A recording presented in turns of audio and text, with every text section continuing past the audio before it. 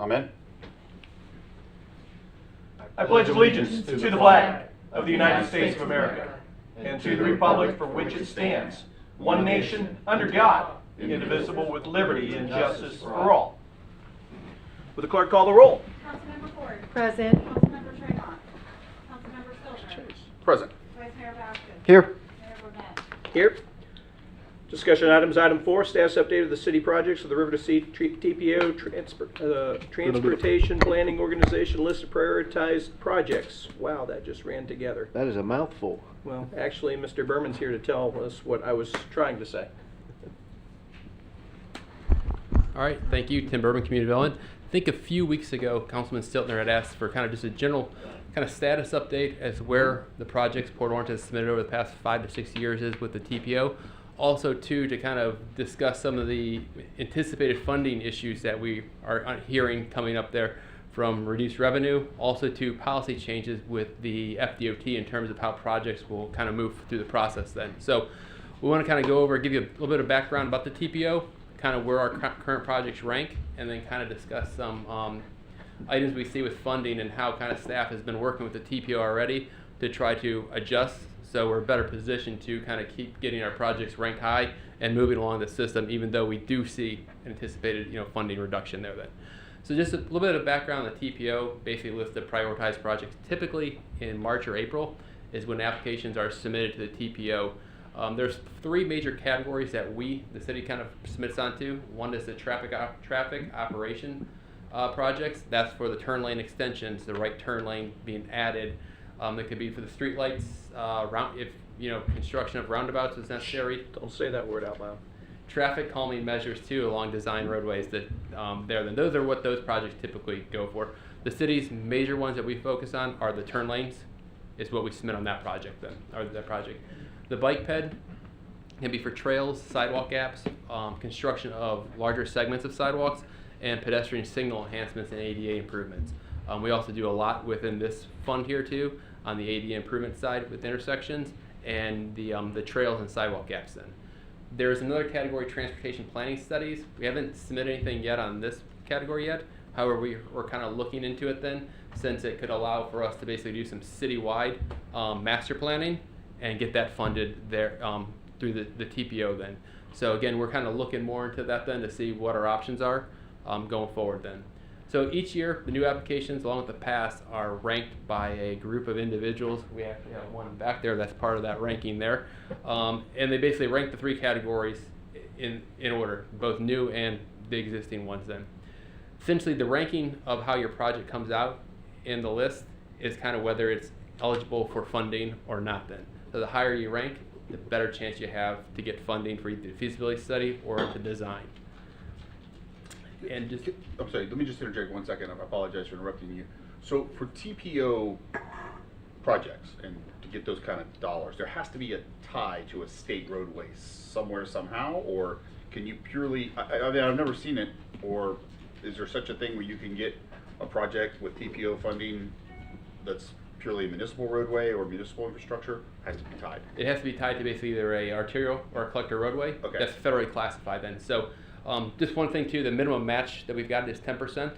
And the next slide kind of shows, sorry for the fuzziness on that one corner there, but basically this is kind of the map from our comp plan that identifies our roads that we have identified as either arterial or collectors, and those qualify as a federal classification roadways then. So pretty much every road that we have in yellow, pink, or blue, we could submit projects for with the TPO, and that's where we generally see a lot of our work being done on those roadways then. Okay. We wouldn't be able to take a local road into a subdivision and say, hey, we want to add a left turn lane off of that, then that would not be accepted there from the TPO. Okay. On the bike and pedestrian projects though, we can go into local roads. The one key is that the justification has to state that is basically pretty much providing a safe route for residents, kids, to get to a major sidewalk connector on there. It just couldn't be, hey, the subdivisions, we'd like to make a sidewalk gap of 50 feet in this subdivision so the 50 people who live here can walk nicely within their subdivision. That has not typically, been accepted there. It's got to be a tie to pretty much allow kind of safer routes to school, the pedestrians to get to more of the sidewalk network to get to places and stuff like that then. So That's kind of where we're at right now. We'll speak a little bit further down into the presentation about some ideas that we are going to approach the TPO on, about kind of sidewalk gaps then, that may allow us to go in the neighborhoods. Again, it's a kind of a throw of the dart, but we're going to go ahead and approach it to them there to see what we can do. And I can discuss that a little bit further down the presentation. That's how we got the grant. I don't think it was a TPO grant, but for the Spruce Creek sidewalk, for the safer routes to school, when we tied into Taylor Road, that's how that came about, right? Yeah, that was part Okay. of the TPO and was safe. Oh, it routes to was school then, TPO, so- okay. Tim, can you go back to and touch on your comment about the 10% match on like, where do we typically get that 10%? What are our options for that? Things like that. And have you heard any discussion about that match actually increasing? Yes. Okay. That's kind of further down in there. Oh, sorry, my bad. I've got you all. I'm throwing But you off. the 10% match is usually that's what we do as a minimum match on projects. When we go through, and that's 10% of the feasibility study, which is usually around $2,000 to $3,000, because it costs you around $30,000 to produce then. And then when it goes into design and construction, we typically try to do the 10% match on those then. Usually when we do the CIP projects, we kind of line the TPO submittal with the CIP project and kind of start putting that money in ahead of time then to track through. Sometimes we get lucky in the FDOT, if it's on FDOT roadway, they pick up the full tab for us. So we always enjoy when that happens then. But that's kind of where we are with it. You know, generally we try to stay around that 10%, you know, match then. And typically that money comes from the transportation impact fee funds. Is a lot where we get, you know, those improvements from them. I just had a question. Urban collector roads, are those, another way to think of those as an alternative to a main roadway? So in essence, it takes some of the traffic load off?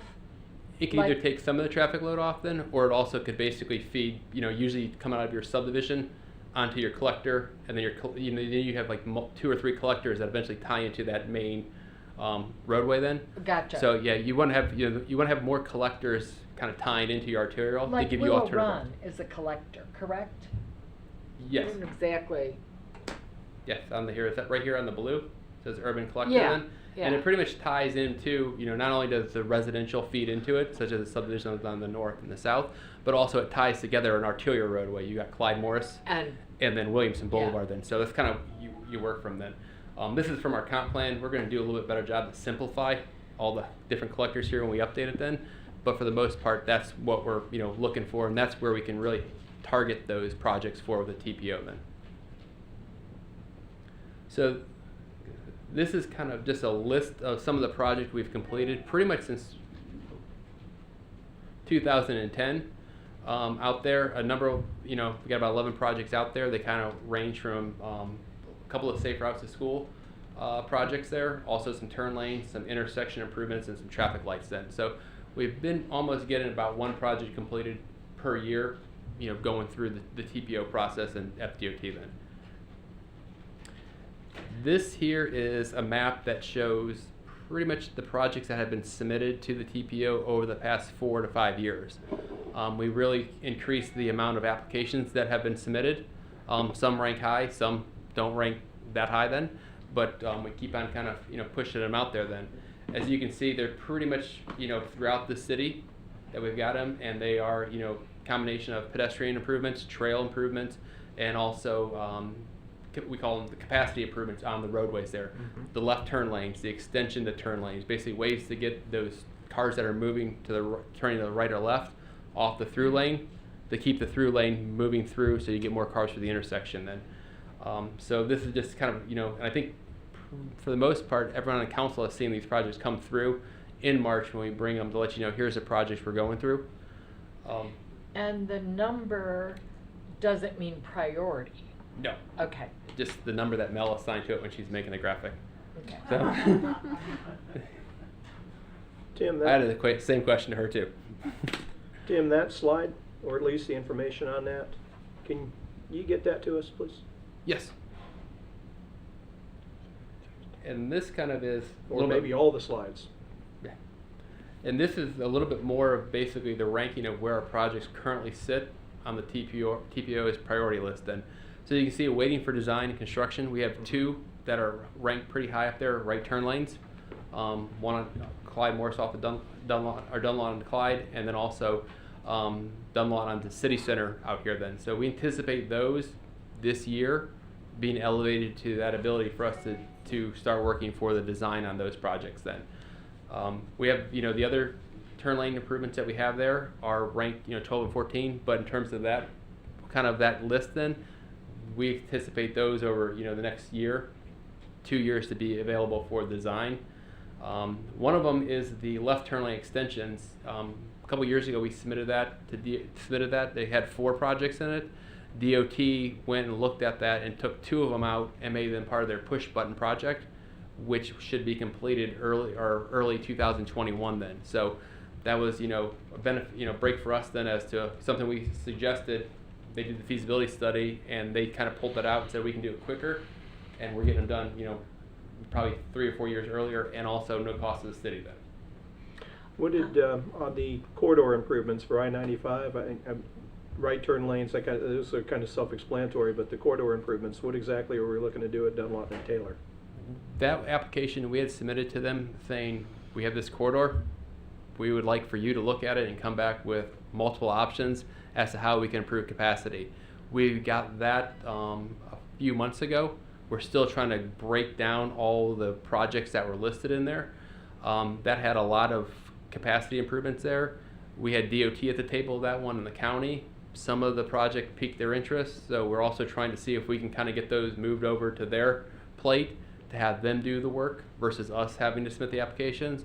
But we will be breaking down that feasibility study and probably pulling a couple projects out of it here to submit then. Mm-hmm. Again, it looks at basically ways of working with what we've got in that interchange area, and simple capacity improvement projects.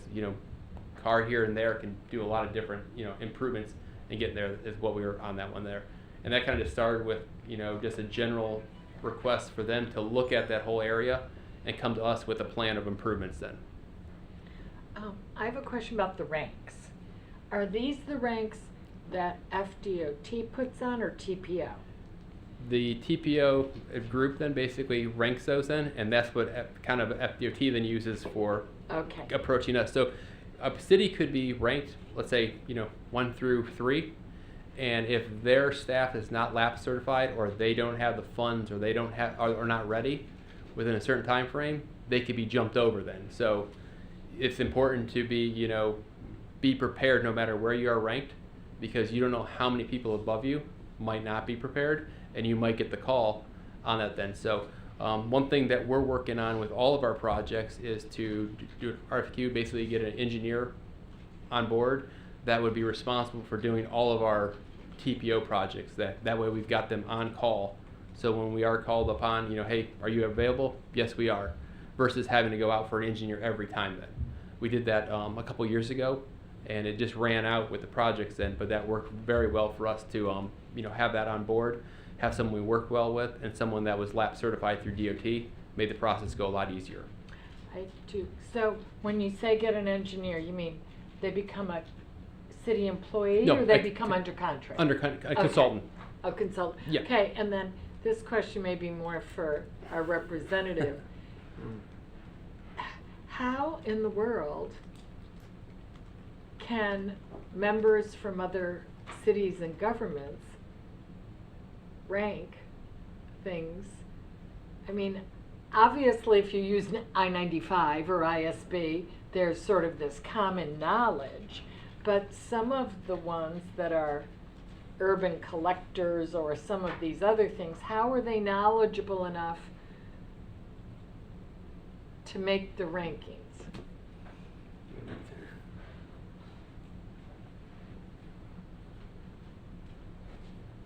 Bobby Ball with the CAC for the TPO, I guess is the best way to say it. It's actually really dependent upon the application itself. And quite frankly, the more information, the better the application. The higher you can go through their checklist and rank everything higher. So there are some applications by some cities that just simply don't have a lot of information. They don't answer all the questions. They don't give you enough detail. They don't include pictures and plans and information and data.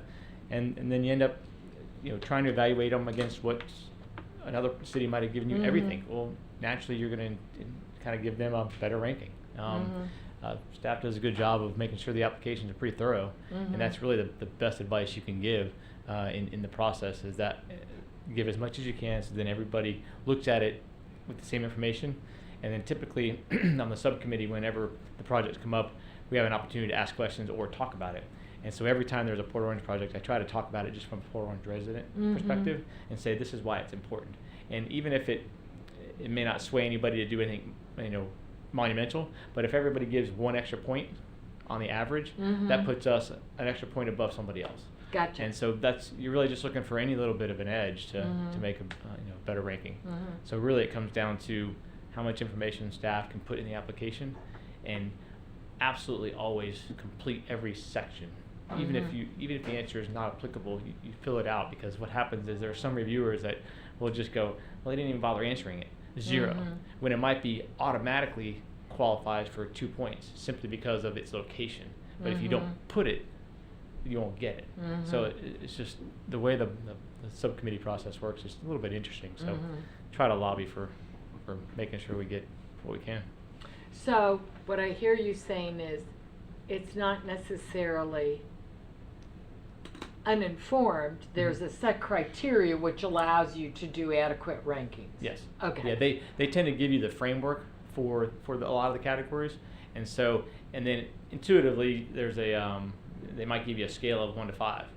Well, you might think it's a 3, and I might think it's a 4 based on the information given, and that's where if you don't know, you might give it a 3, which is why the more information that's there, the better.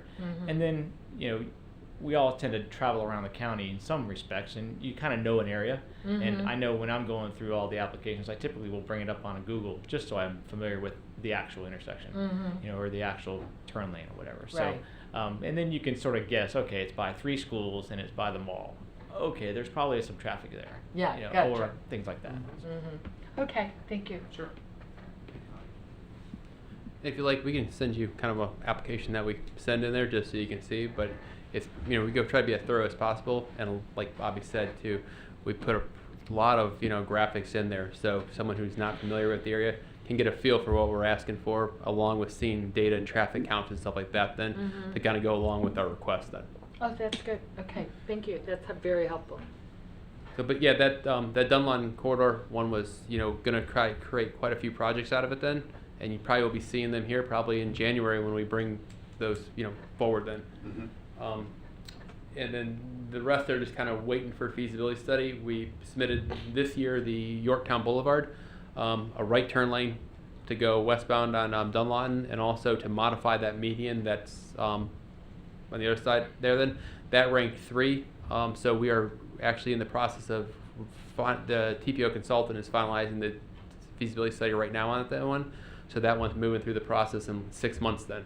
Some of the others are not ranking as high. So we're going to probably look at those and see if we can kind of package them together or rewrite them and resubmit them to see if we can get those higher ranked then. This is sort of related, but has there been any discussion of, sometimes you get in a lane and you're not sure, if you don't travel it that often, is it a left, is it a left straight, is it a right only?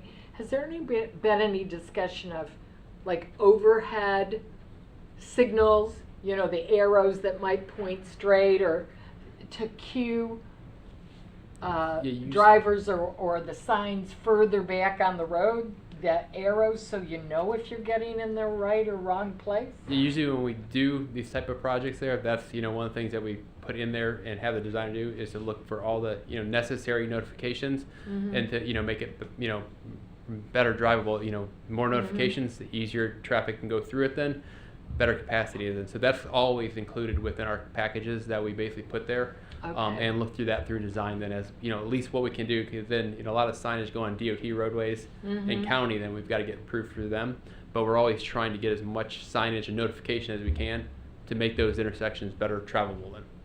Okay, thank you. And the last, this one is just basically just kind of our bike peds list. Then we've got a number of them that are waiting for design. A couple sidewalk gap projects at the Madeline Trail there, and then the last 2 were feasibility studies. Our application we submitted this year again too, that ranked high with the feasibility study. This kind of speaks to what Councilman Stiltner was talking about. The funding issue is when I got the report saying that we were ranked 3 and 4, I assumed, great, we got 2 feasibility studies coming this fall for us. And then I got a call from the TPO saying they only had funds available to do 3 feasibility studies, so I had to pick between which one to go with then. I never thought that would happen, but it's kind of with the funding shortage that they had for feasibility study, we already felt that effect on this cycle of projects then. We went with the Dunlawton Nova pedestrian signal project and sidewalk app because that was more geared toward ADA versus the Down Under Peninsula sidewalk was more kind of a project to make that work. Then we felt it was necessary to go with the ADA improvement, so we went with that then. But that kind of speaks to what we may anticipate in the future there. Before, I think if you rank between 6 to 7 feasibility studies, you're guaranteed a feasibility study. Now, not the case. So kind of the possible changes we see in funding, we do anticipate the revenue loss. That's basically a DOT can put toward these monies there. Just in general is, you got increase of fuel efficiency in electric vehicle sales, which is impacting the gas tax, which a lot of that revenue from the gas tax goes toward funding these projects, and everyone's looking for the fuel efficient car there and less there. So we gotta buy trucks. Yeah. Okay. They were saying, might need you to tell my wife that because she won't let me have a truck then. I So. think aren't they trying to also like project perhaps having some kind of a, for lack of a better word, a fee for like these charging stations? Yeah. At some point will supplement and kind of replace. They're looking at, like I said, basically the more and more electric vehicles come on then, they're still using the road, they're still Yeah. using that then, but they're basically, there's no charging it then. And that's one way to basically go, you have to get the permits for the charging fees, where the stations are, to put a charge on that then as a way to capture that then. That just leaves kind of, the cars that you're buying that are more fuel efficient, you're getting a better deal that way then. But there are ways that they're looking to try to capture some of that money back then, on that then. We did see kind of the reduction in some travel there due to that COVID, which will probably have hit, this year's cycle with funding then. Yeah. And also too, the alternative modes of transportation. While, you look statewide, there's a lot of push to basically be more walkable communities, more mixed use. Those, not a lot of, fees, funding goes from that there. But that is a push basically to look to alternative modes of transportation, which is kind of, eating into, that funding pop then. So we see, there's been discussion from the TPO generally about this 10% match as one way to kind of, for them to continue to do the number of projects they're generally used to doing and making their dollars that they get go further. Might be that cities have to put more match into it then to keep that number going then. So that might be, something that, from local government, instead of a 10% match, we're looking at a 25% match, moving forward then. Another item that came up, I believe this happened pretty much early in 2020, was a policy change that increased the minimum design cost to qualify for a design project. Before there was no kind of set cost there. Now it has to be, design cost has to be at least $250,000 for you to be able to apply to get selected for design funds. Just as an example, the turn lane on Clyde Morris Boulevard, or Dunlawton Avenue to turn right onto Clyde Morris Boulevard, right in front of Walgreens. The reason why we did that one was for school traffic. That project, the design cost is estimated at $111,000. So it would not qualify to be submitted for a design project. So what that means we've got to do is we basically got to kind of bundle our projects together. So we got to know we've got to have a number of projects that are closely together in terms of ranking that also equal to be $250,000 then. So our staff has gotten with the TPO already and FDOT, and we've kind of looked at all our projects, where they are, projects that we can submit here, and we've got a good game plan together as to how we can take advantage of what we've got there to basically package our projects up there to be over $250,000, and hopefully we're one of the first to do it and basically jump the ranking system then. So we're playing with the rules and basically see how we could position ourselves to be better there. The other thing is to look to do is that for instance, this turn lane, the cost to construct it and along with the inspection services that are required to go is about $685,000. So one thing that we could look into is whether the city would be worthwhile to do is we just fund the design on our own and then apply for the construction dollars to move forward then. that would basically be around about a 17 to 20% match, but it would save quite a bit of time going through the TPO's process then. Again, that's going to be more money to the city initially than we kind of anticipated for. We'd have to kind of relook at how we do those projects, but that might be something that we do on some of these smaller projects that we want to get done quicker, might be that approach then. So I think, we're kind of going back to the drawing board as to kind of how we submit and maybe how we kind of take different approaches then. And then to kind of make it more fun, the TPO, like we said, typically has their call for project in April. This year, it will basically be released in November, and we have to submit in January then. So we have to, kind of figure out the new process to submit, plus we have a little bit shorter time to do it in then. So that's what we'll be working on. And we want to kind of, mention it to you guys in too. If there's projects that you think, hey, can you consider this or can you look at that? We'd love to hear that feedback from you now. So we can kind of look at it to see if that's something we put together as a project or bundle. One idea that we wanted to kick to the TPO was, like we talked about, could the sidewalk gap area then, since we're trying to, this whole bundle process then, and I was looking, we got a large number of subdivisions throughout Port Orange in the older parts areas that don't have sidewalk gaps within them and are not connected to the sidewalk network.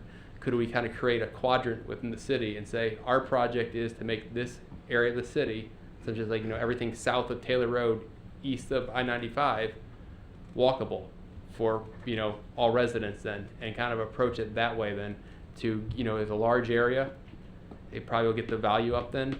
We're kind of checking to see if that would be something that would fly with the TPO then. Just another way to get more projects in there by going that bundling approach then. Tim, do bike lanes qualify? Yeah, lanes. Bike lanes do qualify, even if there's a adjacent sidewalk or whatever? Yes. Okay. That's typically, basically, you kind of do a sidewalk gap project along with bike lanes then too. Okay. And then any of the road projects we do too, we also would incorporate the bike lane too on the roadway then. Okay. Tim, just to come in on your note there, at the top of that slide for council's benefit, in either the last or the one meeting before that I was at the TPO, some of the, we are actually fortunate to have the talent that we have on staff, that when something like this happens and these projects timelines and application timelines get bumped forward and shortened, a lot of cities are very concerned about whether or not they can even play on this field. And so that, I point that out, is that there's a lot of things lining up that, while some of the stuff is not good news for us, there's maybe some opportunities that we are a city that are going to be able to take advantage. I think we've already had a few projects in the last year where just us being ready and prepared, because staff had already done so much stuff, we've moved projects significantly up into the rank and even gotten some, I think, where the state picked the whole tab up on them. Yes. So that's just kudos to staff for that, but we may be seeing that coming forward again in this coming year, so that's good work for us. I mean, we can't do everything we want to do, but we still may be in a position to really get some nice projects done, and we're fortunate to be in a city and have a staff that's able to really, I think, deal with the tight timeline. And it is tight. It's definitely concerning for some cities for sure. Yeah. With respect, because I think you asked if we had a preference about some things. Mhm. Is that where you want the input now? Yes. Okay. And I saw it on here when you talked about Nova and Dunlawton and some of the ADA, the apps, I think APS you called it. Yeah. That has been a concern of mine, certainly. We've had some citizen input about the Miles Drive area on South Nova. I also received some emails, or an email from another citizen about something further up that I think I had relayed to the city manager a while ago. So, I like your idea of bundling, say, in a quadrant for sidewalks, but from my perspective, something that relates to high traffic roadways in the city, particularly where there are bus stops and we have logically a large proportion of people who may have disability issues, be they mobility, hearing, visual, or where we have these intersections where, you know, two subdivisions sort of come together and you've got this median, so you've got all, you know, things about safety. Those are more my priority. All right. That's where I would And prefer to those bundle intersections, things we've talked together about some of under the those before, rubric so yeah. of high traffic, you know, safety. The pedestrian Yeah. aspect is just as important. Yes, driving and pedestrian, yeah. And I do think of Nova and Miles. Dunlawton, I do think Yeah, of Miles Dunlawton. Drive, and Spruce Creek and Nova. Well, and one of the new developments that we audible talked about crosswalks. last week. Well, and previous, one of the people, residents, who was against it, but I thought they made a very cogent point when they talked about, you know, this intersection aligning two roadways across from each other, which sort of makes sense because they might be signalized at some point, but until they are, you've got a lot of traffic and people going left and right and concerns about car crashes and pedestrians. And you're correct, the Nova Dunlawton project there, that does include looking at the pedestrian improvements at the Miles Yeah. intersection then. And I think it also includes the sidewalk segment too that you had sent to us then. We Yeah. packaged that all in there, in that corridor project.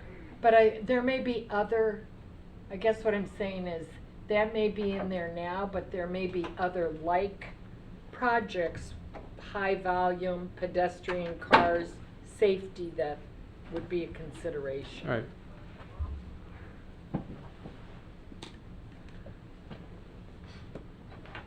Tim, Yeah. question for you. So, obviously, one of probably the road that always jumped on our mind anytime was this Dunlawton.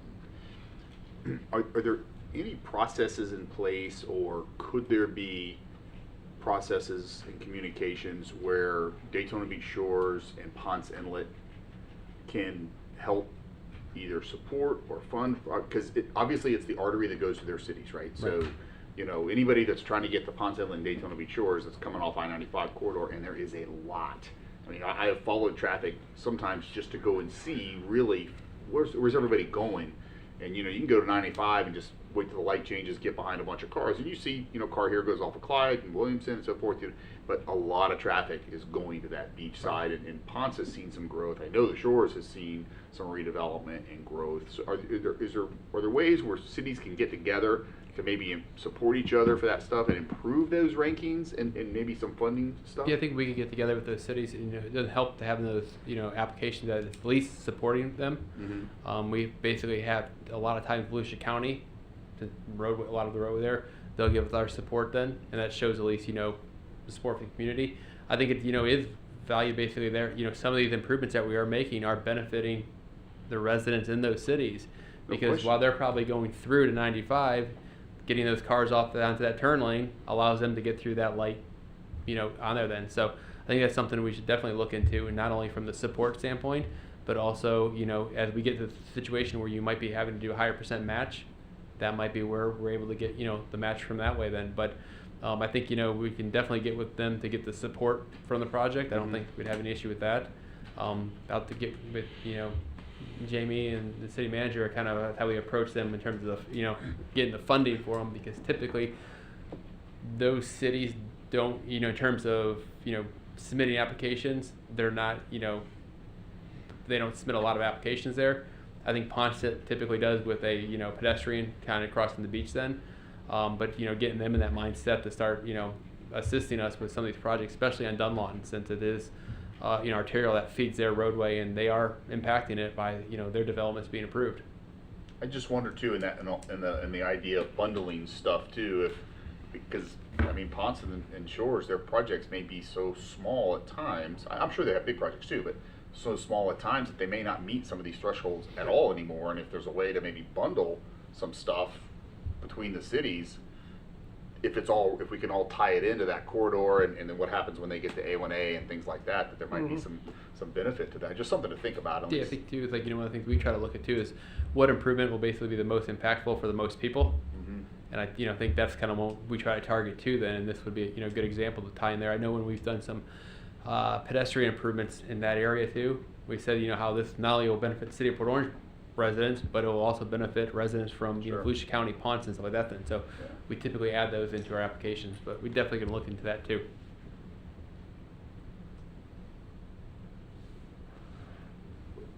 All right, like I said, if you get any, more, hey, can you take a look at this area or on there, then if those could be passed along, we'd appreciate it. And we'll probably be back before you in early January with our list of projects that we, intend to submit applications for them. Okay, Thanks, Tim. Thank you. Item 5 is the status of the city's new software solution for building and development permits and inspection services. Project very close and near to my heart, and I'm sure yours too. Come soon enough. So basically, right now we're in the process of basically getting a new permitting software solution. We've basically been, working with IT, the finance department, purchasing has been real helpful in terms of basically, working with us. We've been able to find a piggyback contract with a software company. It's basically SmartGov. It's produced by a group basically implemented called Dude Solutions. So I refer to it as SmartGov from now on then. But that's where we are trending toward getting that there. We're kind of in the early stages of that then, but that's the process we're looking for. And pretty much when we looked at a number of these software systems, majority of them do the same, the top 5 that we were looking into do the same process. It's just more of kind of this one has a special feature here, or it looks differently this way then. But kind of what the goals we were looking for, plus how we feel basically our residents and builders can use it, it suited Port Orange's needs then. So basically the current software system we've got is a legacy system. It's Naviline. I think it's been here for 25 years. It is not user-friendly to customers or staff at all. It is purely paper-based. So as you can imagine, in a department that pulls in about 8,000 building permits a year, we have a lot of paper that's up there. It has to be passed from staff to review. Things get lost, get misplaced just by pulling things, apart then. So that is, an issue that we have. It lacks the visibility for a resident to see the review process or to see inspections basically that have been completed or scheduled then. It requires, the in-person visit or the phone call to answer very simple questions. Did I pass my inspection? Have to call someone. You get a lot of those calls. You get everyone on the phone that doesn't get answered, it goes to a voicemail, and 5 hours later we call back then to say yes, it passed. That's and they want to have that online. We want to have it online, and this basically is one of our major issues that we have with this, and it requires information basically for inspection requests and permit information to be all entered manually from an application into the system. So that's very time consuming on that end for both staff, and then also too the permit review time to go that then. Notifications are either staff emailing or phone call. It's again an initiative. We basically just recently were able to basically get payments over the phone due to COVID. Before it required pretty much everyone to come into either upstairs or downstairs customer service to pay for the simplest building permit there. So it does have its limitations. Again, 25 years old. It was built more paper-based and human-to-human interaction, and it's not working for us in today's world, and that's why we want to move forward to a new software solution. What it's going to do is going to eliminate the amount of paper that's coming in, make record management more easy. It's going to allow customers to track their permit not only from the time it submits to see the progress is moving through the department, also to allow them to do their inspections online from a job site. My dad's a contractor, and he was down here visiting us, and he was, while we were fishing, scheduling inspections up in Cleveland. And this is a guy who can't figure out 2 remote controls, but somehow was able to do this off the phone. And it's like, asked me how we do ours, and I explained it to him, and he kind of laughed, and I knew we had a problem with that then. So this will, improve that. Boy, I hope it didn't take that to help you figure out that you had a I had problem. a problem, but now I got basically someone who's, You got confirmation. yeah, now we're trying to talk to me. He Yeah. basically goes to get that done yet, and now you got to deal with him. Known about the problem. So, it's going to reduce the phone calls and customers coming into the lobby. Not that we don't mind those, but a lot of people don't want to call us because they know they can get that information easily, or they can go online. And we get calls from, like we said, inquire about the permit, the inspection status, not only from the contractor, but the customer or the homeowner checking on the contractor then. And a lot There's of a lot to be said for that, and I'm going to interrupt you for a second. One of the common things I get is citizens asking me, how can I check my, because I want to see if my contractor who says, oh, I'm waiting on the city, oh, I'm waiting on the city, and then when I go through the process and find out, no, the city's waiting on the contractor, I love to be able to say, hey, here's your web link, go check it out yourself. You can track it and hold your contractor accountable at the same time, making life easier for everybody here as well. So there's a lot of applications here. And, you know, insurance companies are always looking for the permit history on a property, and they've got to call us to get that information versus just typing it in there and pulling it up and going then. So, you know, like I said, on average, upstairs, the front desk staff basically receives about 475 phone calls a week. And when we kind of, you know, we've been kind of tracking over the past couple of weeks now, and we believe pretty much about 50 to 60% of these calls that we're getting will probably can be addressed by a new software solution. And the people that are making these calls want this solution then. So we think that, you know, benefit on there. And in terms of kind of what you spoke about too, you know, another thing this will allow us to do is that whenever I get a call saying what's going on with this permit, it takes me like 4 to 5 hours of pulling data, emails, looking through, you know, files there to try to piece together what actually is happening here. So you do that thing, oh man, the mayor just sent me another one. Yeah, then basically, you know, you have 4 hours, you're putting stuff together, and you got 3 people pulling it together. Versus these systems is basically, you know, a few, you know, click on it there, and all that information's available. So it will make reporting and also identifying issues a lot easier to, you know, to basically, you know, not only correct, so it doesn't happen again then. So the reporting is, you know, key. We'll talk a little bit more about the fun with reporting here later on in the presentation. But, you know, automatic notifications to customers. This will save ARF having to call them to notify them your permit's ready to be picked up. You know, and like I said, a lot of the contractors are used to this from other cities they work in, already offer this, so it's not something kind of new out of the box. It's kind of, they're expecting this from us then. That's a nice way of saying that we're behind the times and playing catch up. Yeah. Just being honest. Again, this would also serve the couple of the different functions this will serve. The main thing will be the building permits, special events and tree removal permits then. It would also, the building permit inspection services, that will basically, like I said, be more web-based in terms of scheduling, also seeing the results. Also, our inspectors, when they go out in the field and they've got that list of inspections, they can pretty much just select that button and it pulls those plans up, of the most up-to-date plans, versus having to open a job box, hope the correct plans are in there, hope they're soaking wet. To see it. Or they're missing. Yeah, completely. or they're missing on that one. And so that, you know, will improve, you know, efficiency on that end then.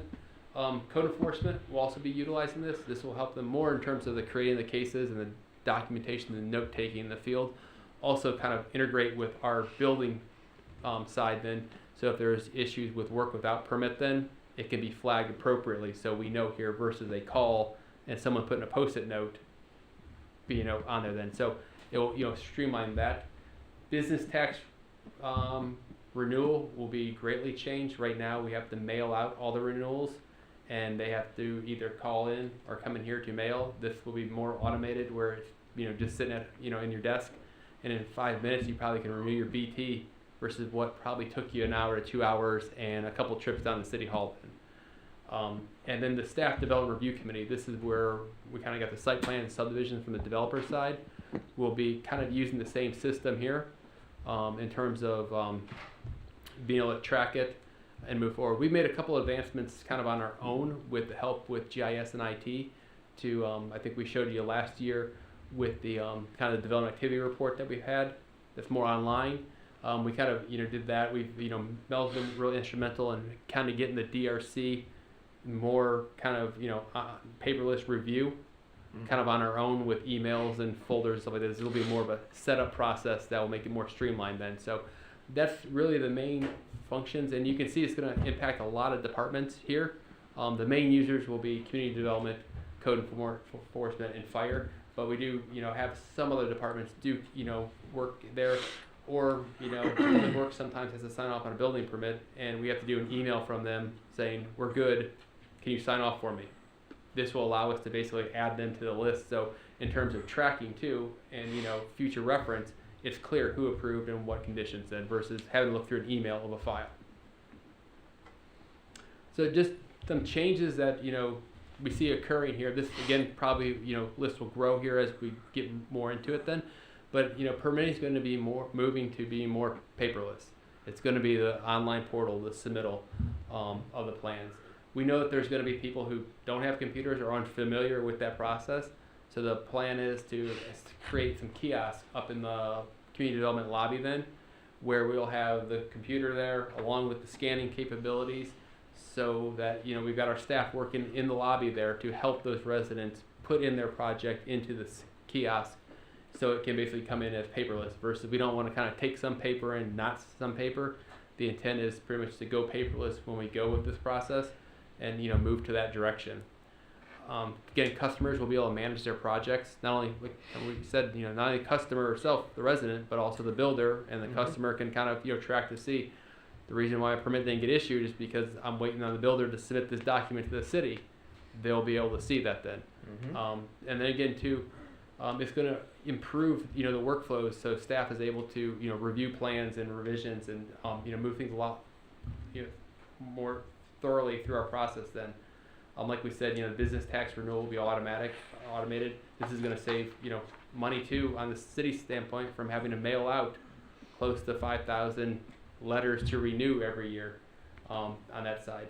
And the last is going to allow us to reevaluate the timeframes that we have on our workflows for approving permits. I think we've found basically we have some established workflows that we're putting in terms of review timeframes that go back until probably like 10 to 15 years ago. This will give us a chance to kind of look at all those applications and create more to the times, realistic, basically how many days should it take to get a review done on these different applications then.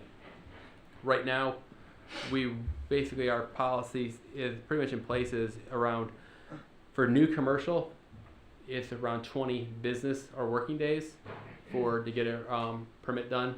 New residential goes between 20 to 10 days for business days to get the review completed. I think we can improve on that then, and this is what we pulled together from Naviline here, which took quite a bit of time on here to get to this point then. But what this shows is pretty much the applications from essentially October 1 of 19 to earlier this September then, as the applications have been received, along with the average plan review time, along with the kind of the median number of days to review those projects. The one issue that we ran into in pulling this is the only dates I could get from the system to get an idea as how long it took from the time it was submitted to the time it was issued were those 2 dates then. So I don't have anything that says, in the case where this permit right here, single family residence on average, here the max was 215 days.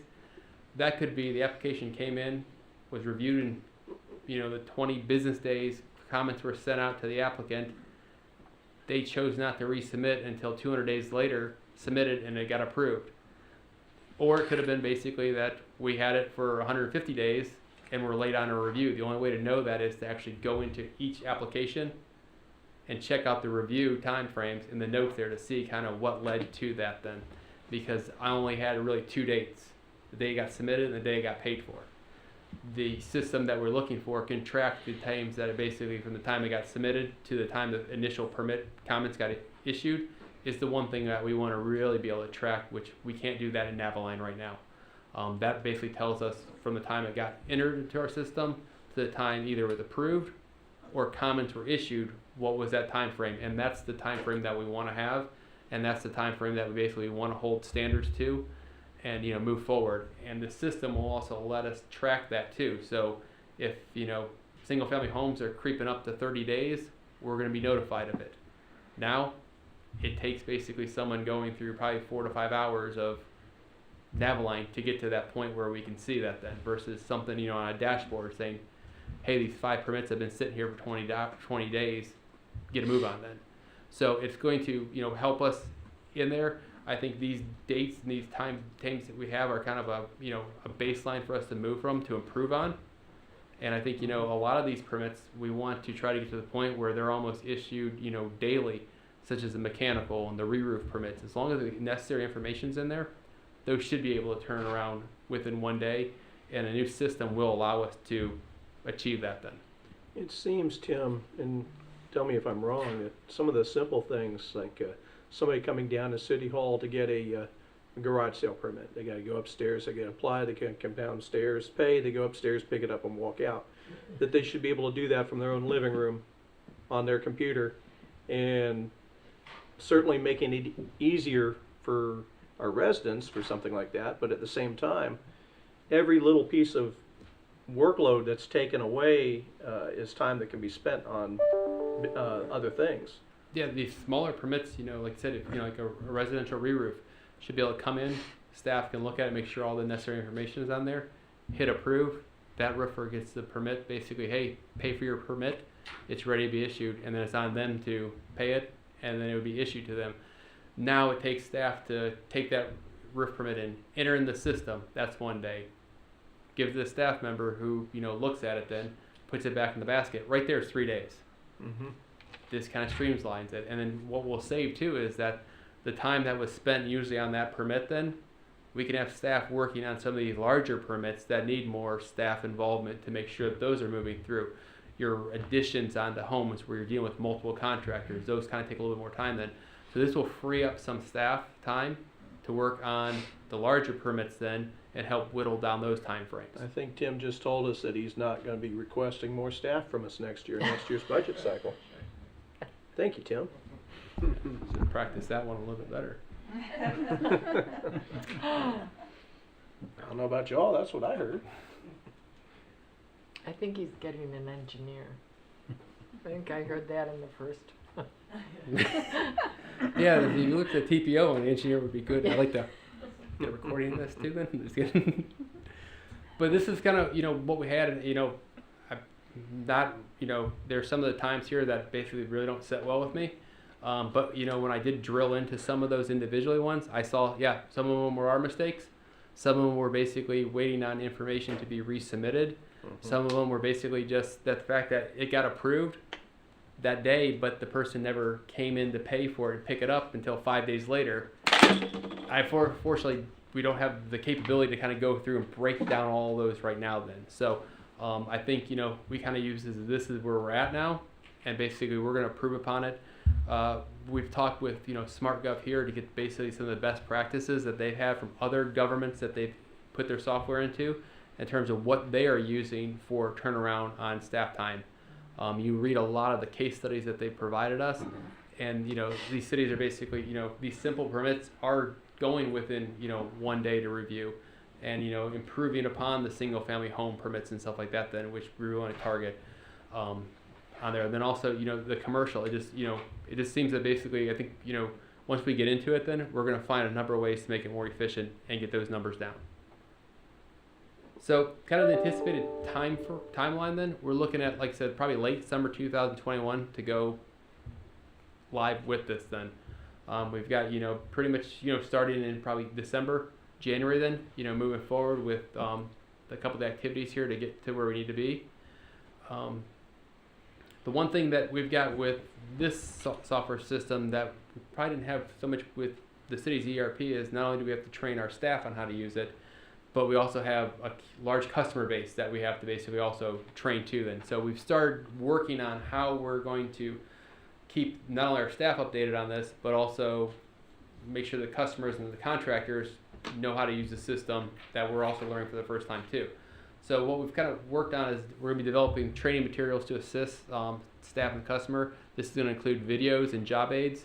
Here's how you apply for the building permit. Click on the YouTube link, and you can watch on one screen as you apply here. Then the job aids will help too in terms of how you can go through the process. We're trying to put as much information in the application as we can. One thing that we always come across is that our applications require you to identify your flood zone. So if you've got a paper application that says flood zone, a lot of people don't know where to even look to find out what flood zone they are. What we could do is we're trying to have it as what way to kind of work with our application with GIS. So it automatically you type in your address, boom, flood zone's already added. Or it has links to the map, so you're able to click on, while you're filling your application, you click on that link and you can pull up your flood zone information then. So a lot of that will go into it to have videos ahead of time, so we can work with people so they have avenues to basically learn the system then. Also developing workshops and classes for customers that will be using this system a lot. You know, one thing we want to do is, you know, like for instance, have a class with all the pool contractors. We'll invite them. That way we can kind of go over, okay, you're submitting a pool permit for the Port Orange. Here's the process. This also gives us a chance too to find some areas that we notice applications getting returned back to contractors because you're missing this. If it's something that we notice that always happening, this workshop will also give us a chance to kind of educate them. Hey, remember when you submit this application, you need to provide the grading at this location here. So we're kind of taking an approach as to not only teach them the new software, but also to kind of make the applications, make sure they know this is what we're looking for to, again, reduce review time, because we will have all the information in versus having to make comments saying I need this, this, and this before I can do my review. And again, that's waste, you know, a week to 2 weeks right there. Again, you know, we're working with the Christine with social media posts to kind of announce once we get, you know, closer to it then, so people are aware. People start kind of, you know, reading up on it then, reading the videos and stuff like that then, so we'll have a presence that way. Again, we'll have the staff liaisons out in the area then when it first goes in the kiosk, helping, you know, customers and builders basically get accustomed to the project then. And we continue to kind of talk with other cities that are implementing now or have implemented to see what they used, or, you know, the best question kind of is like, what do you wish you would have done? Because usually you get a lot of good feedback on that one. I wish we would have done this and this, and that's what we write down and kind of look into doing ourselves then. So those are, you know, what we're kind of, you know, also doing too, not only with getting the software up and going, the staff running, we also know we've got a large group that we've also got to get up to speed on this process too. And that's, you know, where we are with that. Like I said, I think it'll be something with, you know, ERP and Workday. There's a periodic updates that was given to council. We'll be on the same track there too as we move with this process to kind of update you as we move through and get more into, you know, kind of showing you aspects and small, you know, improvements areas in here as we move forward then. So we'll continue to be before you. We just want to kind of, you know, at least let you know that we're kind of embarking on this journey right now, and here's where we see a lot of improvements happening. And let's see if you guys had any questions on that, or, you know, questions of me just in general about the process then. Marilyn, what you got? The only thing I'm not clear about, I think you called it SmartGov? Yes. Okay. Do any other cities use this particular software?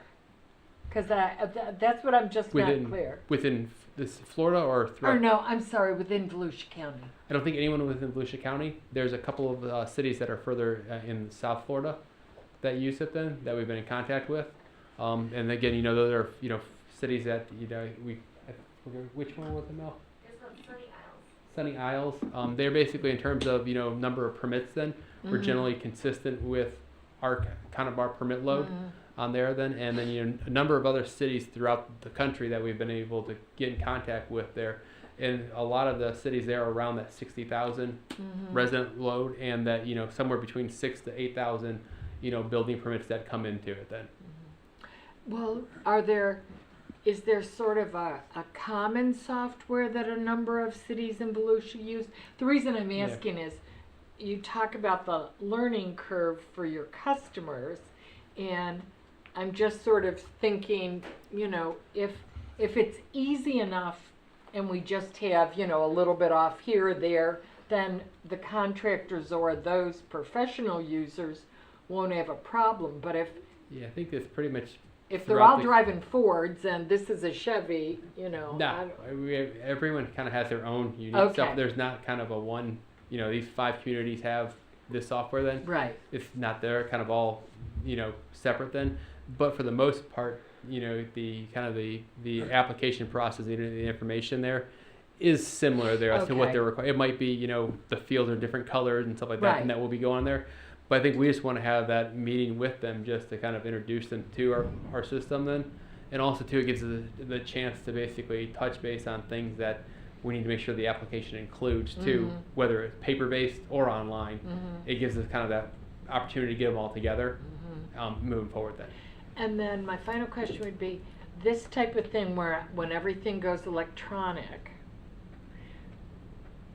I know certainly from first responders, one of the concerns then is you now have so much electronic data, the storage system, what it costs you to store that, whether it's the cloud, whether it's, so have you factored that into this product when you're looking at it? Yeah, it is going to be the cloud-based storage then. And again, this is, we've got basically the funding through this from the building department. Okay. So as the more the building kind of continues to go, then that will fund through there then. And this was, I think the cost that we've got for this project was around $100,000. And, for the purchase of the software then. And then the licensing fee is around $40,000 a year. Mm-hmm. And that is unlimited amount of users. So what we'll be doing with that is really looking at who from building and how much time uses it then on building permits to really try to minimize the amount of basically the general fund that has to pay into Gotcha. there then. So we're very cognizant of that basically to make sure that we get the building fund pays as much as we are legally allowed to pay for this software then to cover that, not only the purchase, the licensing, and then also the storage there because it's storing the the building permit data mostly. Right. Okay, thank you. Chase? Great presentation, Tim, and you and I have been chatting about this for months now, so I was real eager to listen to this.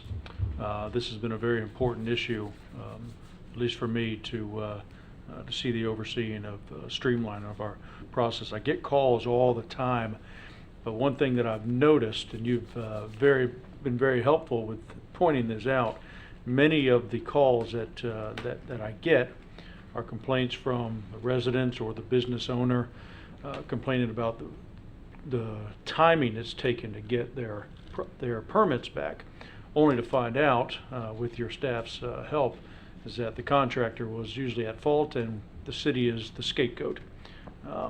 So it's good to see that it's not us dropping the ball every time, but there have been a number of times where I'm sure it probably has, as any organization would.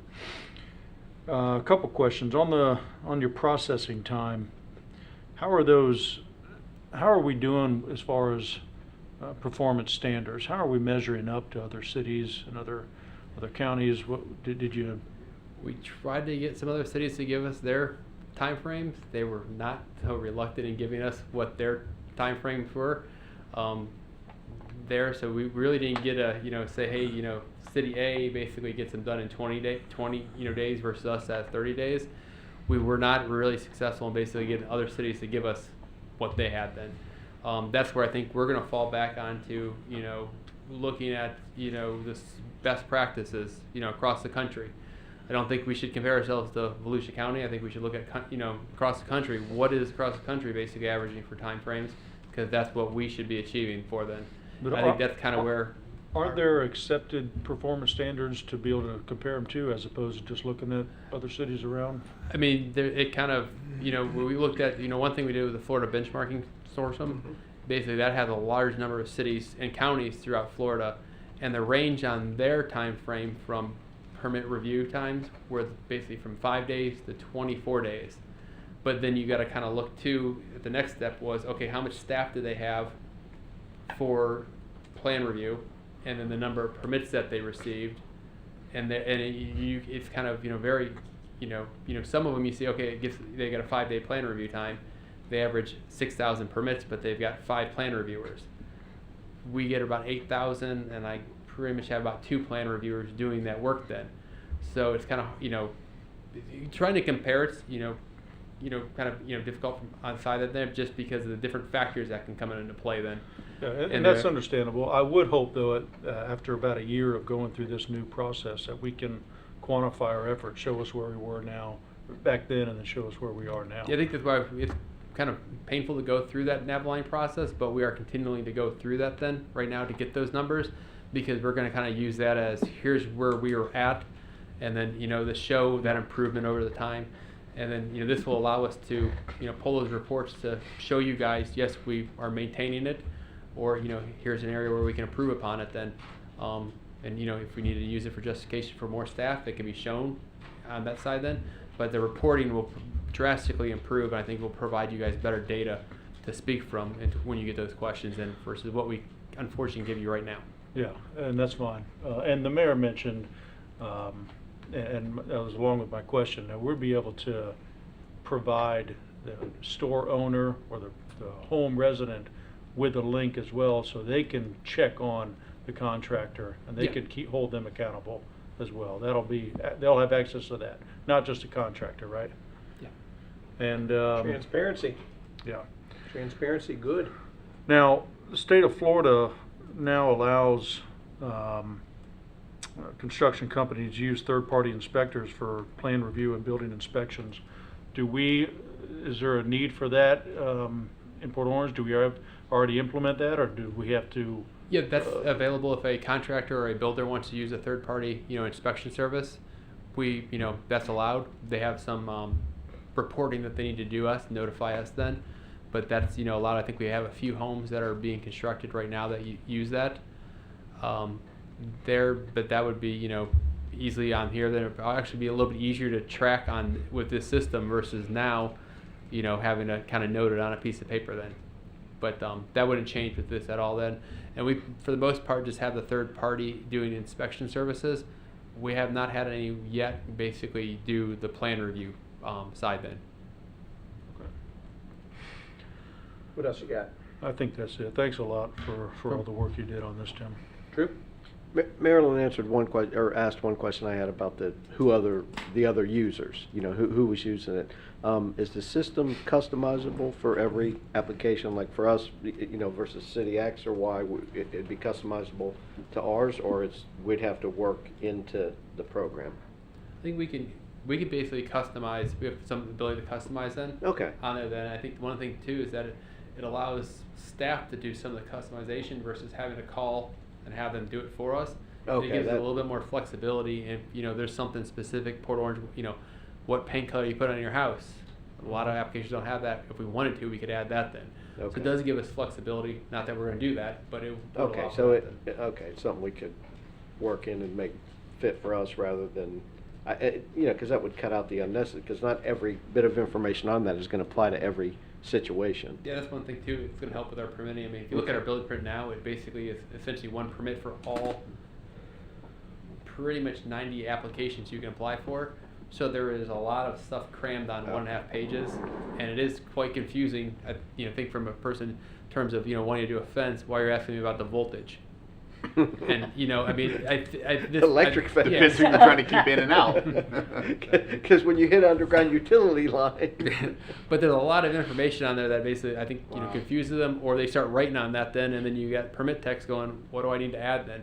So I got this will allow us to kind of Okay. customize our permits then to get the information that the city needs at that time then to make the call and approval process. Scott? Great presentation. I'm all for simplification and efficiency for staff and ease of use for the residents and the contractors. Obviously, for most of our residents that are existing residents, it's not like they're running out getting a permit every week to where they become very accustomed and can quickly go through the process. So that being said, when they do need to do something quick, easy, simplified, well-guided, and then easy to use for staff as well. The one question I did want to ask you is, a lot of these programs, they're easy to sell, so to speak, but really what it comes down to is the data that is entered in and how, and that staff is able to exercise that and keep up with all that stuff. I mean, do you feel really good about being able to do that with current staff and all that good stuff? Yeah, I think the one thing that comes in handy too is with the input of the data from the permitting side, you could have the measures there that if they don't provide the correct data, it does not, go through, versus now it does have the ability to come through, or staff enters wrong information on an accident then. So we get kind of the incorrect data right now. This allows for us to kind of control, making sure that the applicant is submitting what's necessary then. And again, it kind of comes back to too, is that we've got, more staff that's able to kind of evaluate those applications coming in, because they're not doing kind of the busy work on some of the other projects then, to make sure that data is clean then.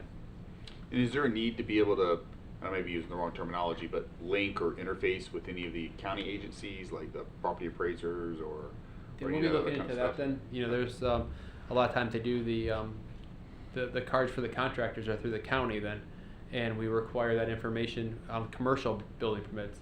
And, you know, I hear the permit techs every day calling over the county or contractor, hey, can you call the county there? It'd be great if that could just be linked together, so it's more, again, click of the button versus a phone call.